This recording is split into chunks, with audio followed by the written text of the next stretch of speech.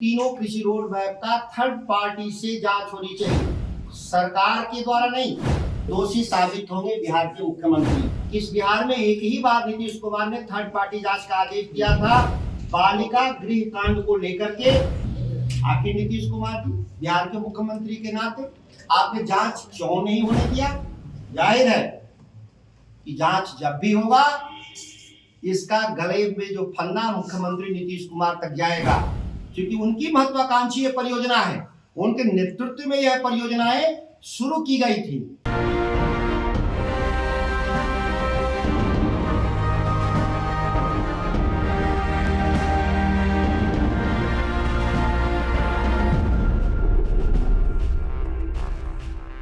नमस्कार, capital TV Bihar देख रहे हैं आप और मैं हूं आपके साथ आत्मजा।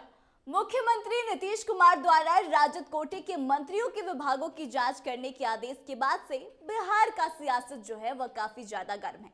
अब तो जानी हुई बात है कि जब नीतीश कुमार जांच करवाएंगे तो राजद की तरफ से भी जांच की मांग जरूर उठाई जाएगी। इसी क्रम में अब राजद ने भी मुख्यमंत्री नीतीश कुमार के खिलाफ मोर्चा खोल दिया है। राजद विधायक पूर्व कृषि मंत्री सुधाकर सिंह ने 3 कृषि रोड मैप को लेकर सवाल खड़ा किया है। सुधाकर सिंह ने कहा कि 3 कृषि रोड मैप पर बिहार सरकार 3,10,000 करोड़ रुपए खर्च कर चुकी है, लेकिन किसी की आमदनी अब तक बढ़ी नहीं। सुधाकर सिंह ने कहा कि जब हम कृषि मंत्री थे तब हमने मुख्यमंत्री से मांग की थी कि 3 कृषि रोड मैप पर जो भी पैसा खर्च हुआ है उसकी जांच हो, ताकि जो गड़बड़ी है उस पर कार्रवाई की जाए। लेकिन मुख्यमंत्री नीतीश कुमार ने जांच का आदेश नहीं दिया। कारण यह है कि वो खुद इस मामले में संलिप्त है। सुधाकर सिंह ने सरकार द्वारा जांच के आदेश दिए जाने पर कहा कि बेशक मुख्यमंत्री ने जांच करवाई, लेकिन राज्य सरकार खुद जांच ना करे और थर्ड पार्टी से जांच करवाए, तब जाकर दूध का दूध और पानी का पानी साफ हो जाएगा। उन्होंने सृजन घोटाले से लेकर बालिका गृह कांड का भी जिक्र किया। सुधाकर सिंह ने मांग करी कि मुख्यमंत्री नीतीश कुमार थर्ड पार्टी से जांच करवाए जो राज्य के बाहर से हो, चाहे वह सीबीआई ही क्यों ना हो।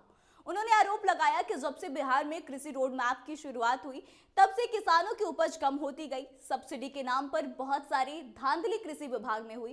तो एक बार आप खुद सुन लीजिए कि क्या कुछ आरोप लगा रहे हैं सुधाकर सिंह। सरकार बदलने के उपरांत बिहार सरकार के मुख्यमंत्री और उनके साथ सहयोगी कई मंत्रियों के द्वारा बिहार में जांच के नाम पर गीदड़ भभकी देने का लगातार सरकार के लोगों के द्वारा कुत्सित मानसिकता का परिचायक है। आप अच्छी तरह से भली भांति मालूम है आपको कि मैं बिहार में कृषि मंत्री होते हुए इस्तीफा मैंने क्यों दिया था। हमारी प्रमुख मांग थी कि जो आपने 17 साल प्लस 2 साल 19 साल में सरकार चलाए और इसमें आपने 3 कृषि रोड मैप आपने लागू किया, जिसमें तकरीबन 3,10,000 करोड़ रुपए आप खर्च होने का दावा जो आपने किया, उस पर मेरा सवाल था। मैंने साफ शब्दों में पत्र के माध्यम से किसी भी मंत्री के अधिकार क्षेत्र का जो सबसे ताकतवर हथियार होता है वो पत्र होता है, जिसके माध्यम से मैंने आदेश दिया कि तीनों कृषि रोड मैप का थर्ड पार्टी से जांच होनी चाहिए, सरकार के द्वारा नहीं। सरकार का जांच सरकार स्वयं क्यों कैसे कर सकती? स्वाभाविक है कि उस जांच का कोई मतलब नहीं, थर्ड पार्टी। और याद करिए कि इस बिहार में एक ही बार नीतीश कुमार ने थर्ड पार्टी जांच का आदेश दिया था बालिका गृह कांड को लेकर के। नीतीश ने जांच किया और तब पूरे व्यापक पैमाने पर लोगों को पता चला कि किस तरह से बिहार में प्रशासन की लापरवाही से पूरा एक सिंडिकेट काम कर रहा था और जिसमें बहुत सारे लोग दोषी पाए गए और जेल गए। सच ये भी है कि जांच अधूरी रही, दंड अधूरा रहा, बाकी बड़ी मछलियां बच गई थी।